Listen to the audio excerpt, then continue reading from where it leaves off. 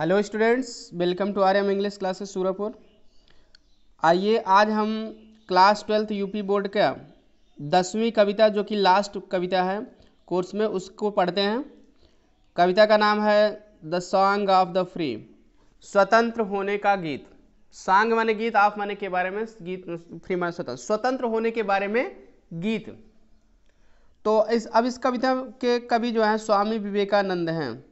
इनके बारे में आप सभी लोग परिचित होंगे। भारत के अपने कवि हैं, महान कवि हैं और महान राष्ट्रवादी नेता भी थे। ठीक है, समाज सुधारक थे। बहुत इनके जो है बहुत योगदान है भारत में। तो इसमें जो है एक कवि के रूप में इन्होंने लिखा है कविता, इंग्लिश की पोयम है। इसमें ये स्वतंत्र होने के बारे में कुछ लिखते हैं कि जैसे इस दुनिया में हर आदमी क्या है, स्वतंत्र है और स्वतंत्र होकर वह कार्य करता रहता है। और मुख्य रूप से इस कविता में वो आपको ये सलाह देना चाहते हैं इस कविता के माध्यम से कि हमारे जीवन में बहुत सी परेशानियां आ सकती हैं, कष्ट आ सकते हैं। हमें इन कष्टों से घबराना नहीं चाहिए, परेशानियों से, बल्कि डट कर उसका क्या करना चाहिए, सामना करना चाहिए। इसके लिए वह कुछ उदाहरण भी देते हैं। जो परेशानियों से नहीं घबराते हैं, जीव जंतुओं का भी उदाहरण देते हैं, प्राकृतिक चीज़ों का भी उदाहरण देते हैं। जो घबराते नहीं हैं और जमकर जो है परेशानियों का सामना करते हैं डटकर, और वो अपने आप को स्वतंत्र फील करते हैं। क्लियर?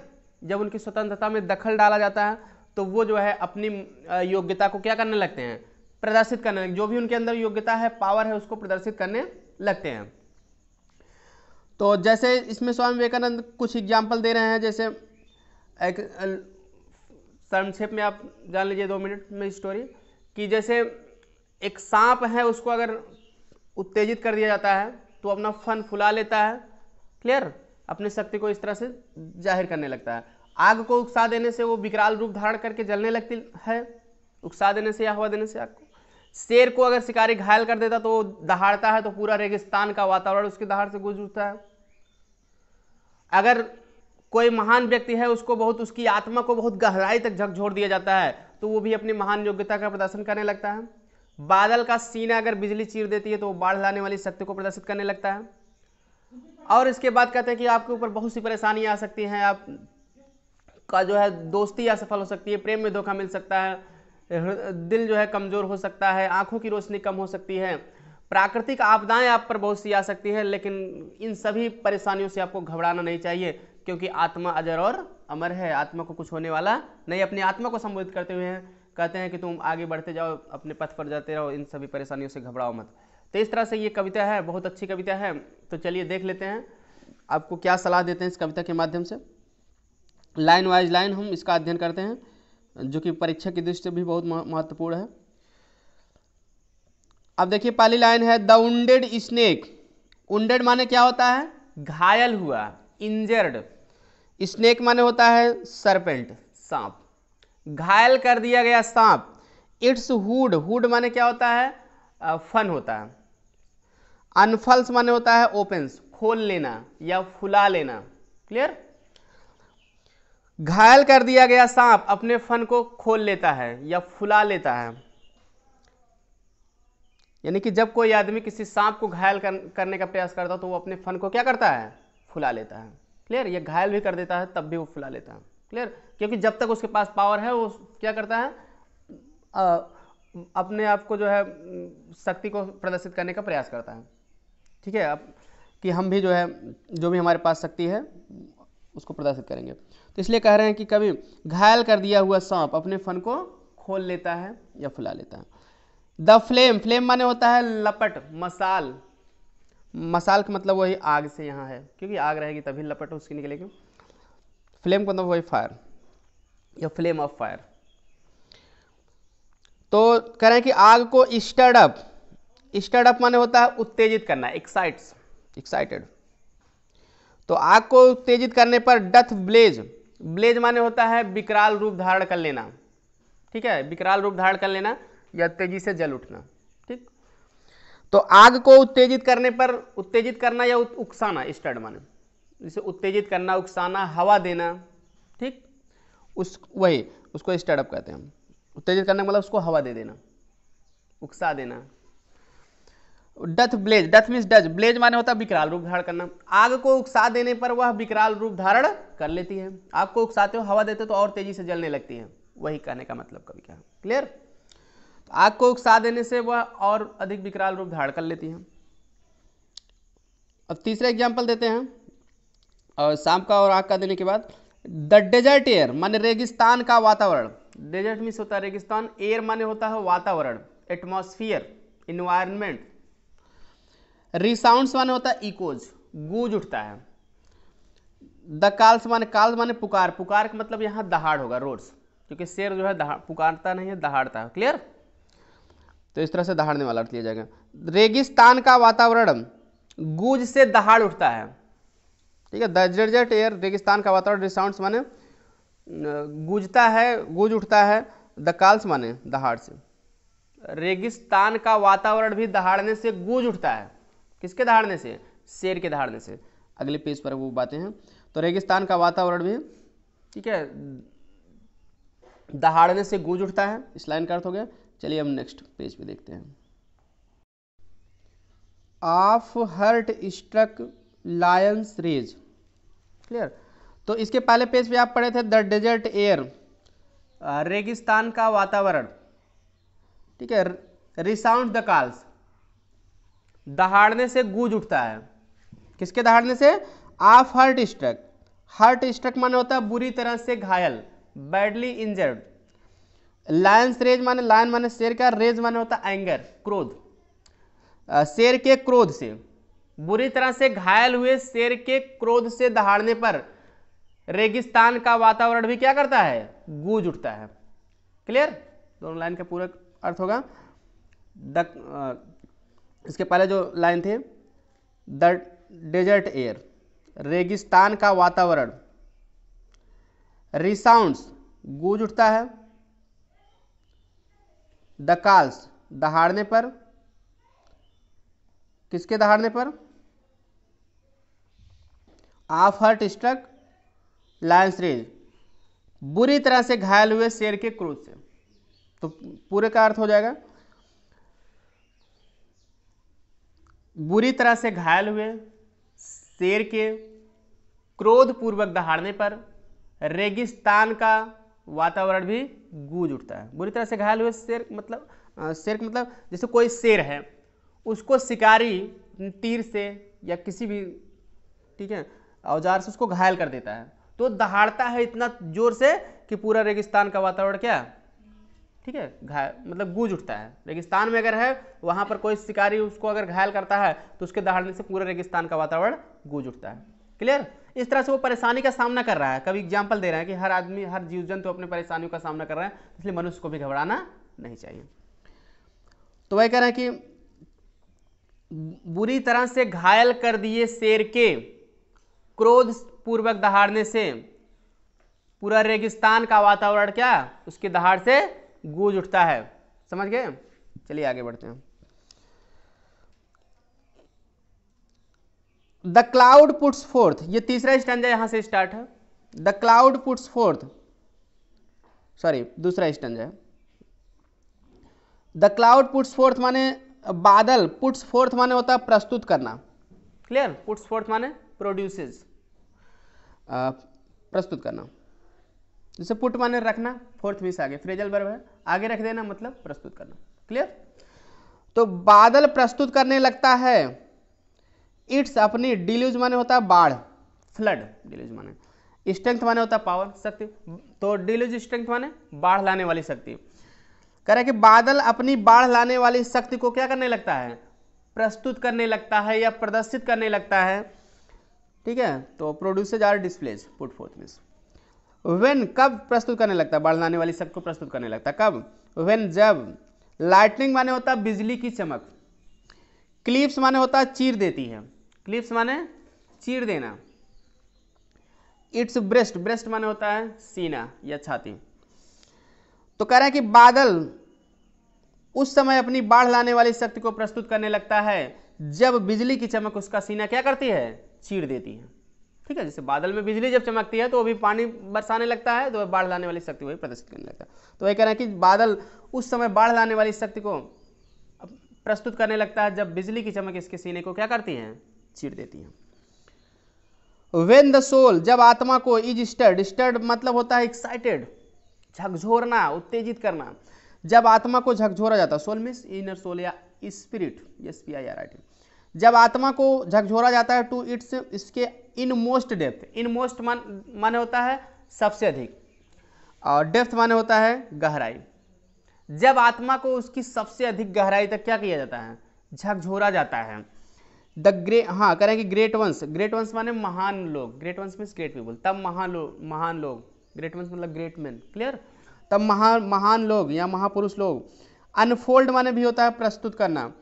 देयर बेस्ट, बेस्ट माने बेस्ट एबिलिटी यहाँ होगा, सर्वोत्तम योग्यता, क्लियर, तब महान लोग भी अपनी सर्वोत्तम योग्यता को क्या करने लगते हैं, प्रदर्शित करने लगते हैं, क्लियर। तो फोल्ड माने क्या होता है, मोड़ना, अनफोल्ड खोलना, मतलब उनके अंदर जो है योग्यता उसको खोल देते हैं, मतलब वही प्रस्तुत करने लगते हैं। तब महान लोग भी अपनी सर्वोत्तम योग्यता को प्रस्तुत करते हैं, ठीक है। तो जब आत्मा को उसके सबसे अधिक गहराई तक झकझोरा जाता है तो महापुरुष लोग भी या महान लोग भी अपनी सर्वोत्तम योग्यता को क्या करने लगते हैं, प्रस्तुत करने लगते हैं। I hope you get it. Come to the next stanza. Third stanza है लेट आइज ग्रो डिम। कह रहा है कि लेट आइज, आंखों को, लेट मीन्स दो, एलाउ होने दो, कोई काम करने दो, जैसे लेट मी को, मुझे जाने दो, तो वही लेट मीन्स दो। तो let eyes grow, grow means होना, डिम माने होता है धुंधला, क्लियर, अंधकार, ठीक है। तो धुंधला या कम प्रकाश, उसको डिम कहते हैं।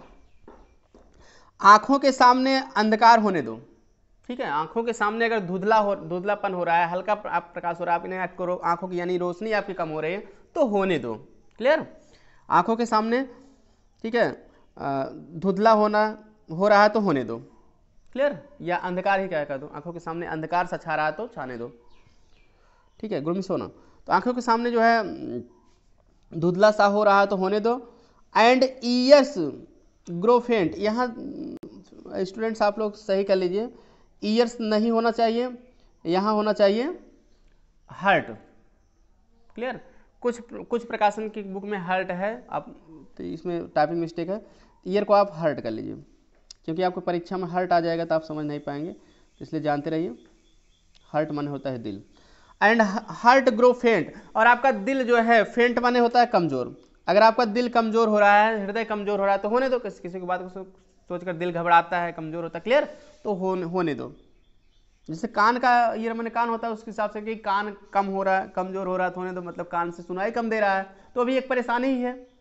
उसी तरह से दिल भी कमजोर हो रहा है तो होने दो। फेंट माने होता है वीक, ठीक है। परीक्षा में आपको हर्ट ही आएगा, इसलिए आप जानते रहिए, नहीं तो आप ईएस में भी काम चला सकते हो। सही इसका जो है टाइपिंग हर्ट होना चाहिए। और अगर दिल जो है फेंट मींस वीक, कमजोर, दिल कमजोर हो रहा है तो होने दो, कोई बात नहीं। एंड फ्रेंड, और क्या हो, ये सारी परेशानियां हैं जो मनुष्य के ऊपर आ सकती हैं, इसलिए कवि जो है वो बता रहा है क्या क्या परेशानी आ सकती हैं, ठीक है। आंखों के सामने डिम मींस धुंधला सा हो रहा है तो होने दो, गुरमिस होना। और अगर हृदय कमजोर हो रहा है तो होने दो। एंड फ्रेंडशिप फेल, फ्रेंडशिप माने दोस्ती, मित्रता, फेल माने असफल होना, अगर दोस्ती आपकी असफल हो रही तो होने दो। And love betray, love means Prem, betray माने होता है डिसीव, धोखा देना, और प्रेम में अगर धोखा मिल रहा है तो होने दो।